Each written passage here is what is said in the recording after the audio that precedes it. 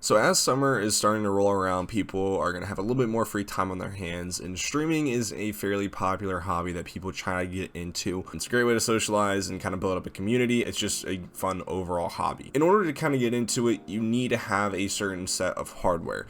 And I think a lot of people have some misconceptions of the kind of hardware that you have to buy in order to get a good quality stream. And so in today's video, I just really want to go over some common hardware buying mistakes and a lot of tips and the kind of things that you should be buying when you are trying to kind of get into this little hobby, or if you're trying to do this semi-professionally. So yeah, one of the first things I really want to talk about here is if you are going on to any sort of website and they're saying, all right, this is a streaming PC, it's a single PC and you should be able to play your games and record off of it. While you can't stream and play games off of a system, it's not going to be the smoothest experience. Gaming and streaming are both fairly intensive processes on your hardware. Most games are going to pretty much hog off most, if not all, of the resources from your GPU, most of it off of your CPU and your memory. And so when you're streaming, you're pretty much going to have to balance your game settings with your streaming settings. Along with that, if you're playing competitive games, streaming is going to usually cause some sort of latency because you're doing pretty much two things with your network interface card, and it's fairly easy for your NIC to get kind of overwhelmed when you are taking in data and trying to display it out to another game server while you're also taking in a ton of data and sending it out to a streaming server. So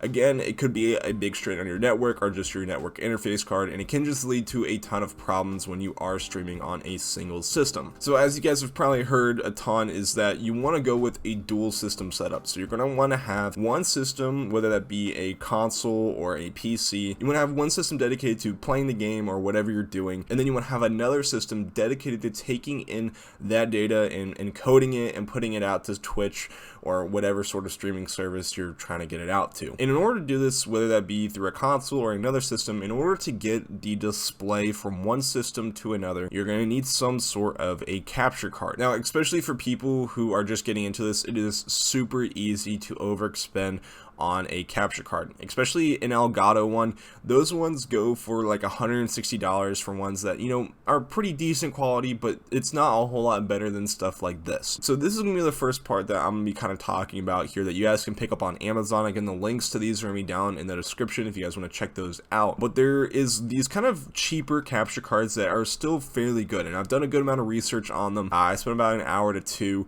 pretty much just watching YouTube videos and reading a bunch of different things about these particular capture cards and seeing if they were worth even paying the $40 that they cost. And from what I've seen, they're actually fairly decent pieces of hardware. You don't need any sort of software to use them. It's pretty much just plug it into your input and then you get your output out to your monitor, and then you just send the USB connection over to whatever device you're taking in the data to send out to the streaming service. So it's fairly easy to set up. It doesn't really have a whole lot of bells and whistles on it. You don't need any software or anything with it. It just pretty much just does what it needs to do in order to get the data from whatever system you're playing from, again, whether that be a console or something like that, and then sending it to a PC in order to take that data and send it to your streaming service. Things like Elgato or this like EVGA XR1 Lite might be a little bit more higher quality, but you need software with these in order to run. And again, if you're playing things like YouTube videos, it can kind of detect those things going through, and it might just not let you capture that particular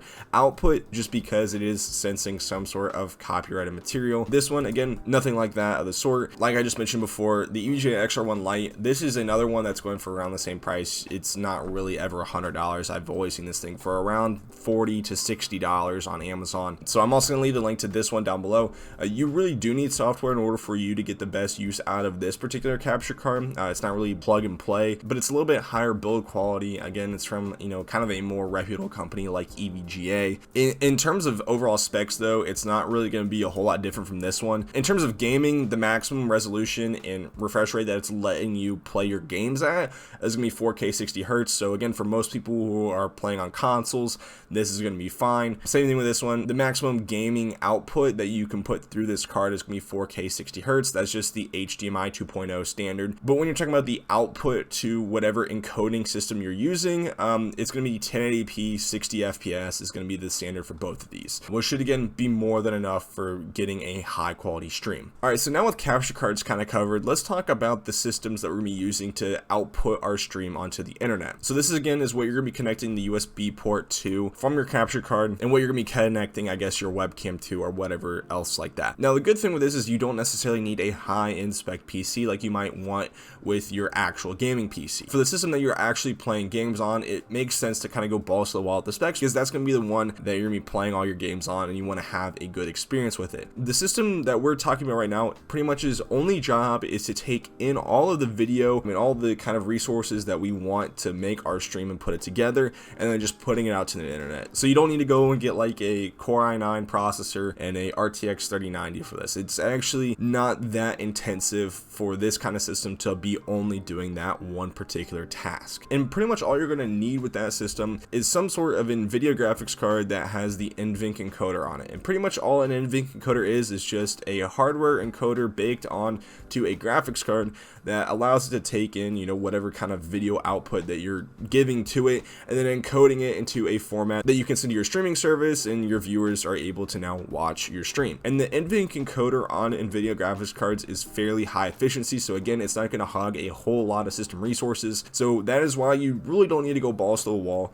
with the specs of your gaming PC. Now there are companies like Light Gaming PCs that are going to sell dedicated streaming PCs that are supposed to be lower end things that are just supposed to be in charge of, you know, your output. And none of these PCs have NVIDIA cards in them, so I really wouldn't recommend any of these. Again, if you're looking for a dedicated streaming PC, you really don't need to spend a whole lot of money on it. Again, if you just have an extra PC laying around, you can just buy a graphics card. So this is one that I've been kind of recommending to a lot of people, the Asus Phoenix 1650 OC. You don't need an extra power connector. You pretty much just are going to pop this into the slot, and you're going to have a fairly decent gaming GPU, I guess, if you want to play just 1080p low kind of spec games. This can play games, but if you're just using this for streaming, it should be more than capable of what you need to do with it. Now, if you don't have any sort of like laptop that has a, you know, somewhat decent graphics card in it, or another desktop that doesn't have another decent graphics card in it, or just no extra computer at all, one of the things that I always kind of recommend to people, if you just want a cheap PC to, you know, throw a graphics card into and maybe kind of do some stuff with later, is grabbing one of these Dell Optiplexes off of eBay. You can snag one of these for $180. It's pretty cheap, and I've gotten a ton of these over the years. Again, they're not going to come in amazing condition. You're going to have some bumps and scratches on it, but I've never had one come out of the box that doesn't work very well, and they're usually fairly clean. And pretty much, again, all you're going to need to do with this is throw in the graphics card and you'll be good to go. Now, you don't need a whole lot of memory, because again, streaming off of this graphics card is not going to be super memory intensive, and with your hard drive, again, you don't really need an SSD, because you pretty much just need a system that can boot into Windows and then just use your NVIDIA graphics card. So those are going to be the main hardware components that you're going to want to use. I got some other deals pulled up here, so if you go onto Newegg and look up streaming PCs, you can find a couple of these ABS systems, and both of these systems are actually fairly decent deals. Now, you can use these as either your encoding or just a gaming PC. Now, there's a couple of scenarios why you would want to get these systems. The main reason why I say that this is a good idea is because it actually comes with a fairly high quality capture card, just kind of baked into the price. So for $1,200, you're getting a pretty decent gaming system while also getting a really good capture card. The main people who are going to be interested in going with one of these systems are people who are maybe like console gamers and they want to play on their console mainly, and then you can just use one of these systems to do your streaming, which should be more than capable with it, because these are, you know, fairly high spec machines. And then you want to do some like video editing after that. So if you don't have like a video editing machine, I think that this might be a fairly decent deal. If you already have a console, you could also just grab this and then grab, you know, one of these kind of crappy Dell desktop systems, and then grab another graphics card, and then use this as your main gaming system, and then just use the capture card from that to go to one of these Dell systems. There's a couple of different scenarios in which these could be a good purchase. So I'm gonna put the links to these as well down in the description. So yeah, hopefully that was fairly helpful in terms of kind of just talking through some of the hardware that you guys are gonna need and how to kind of go about buying it. If you guys have any more questions or just want some more details on some of this stuff, you guys can go down in the comment section below. I'll be more than happy to answer any of your guys' questions about, you know, streaming hardware and stuff like that. I might make another video on streaming software if that's something that is interesting to you guys. But again, hopefully this helped you guys out. If you guys want to see any of the products that we mentioned in this video, they're going to be linked down in the description, so I highly suggest you go and check those out. And I'll hopefully see you guys in the next one. Have a great rest of your day, and peace out.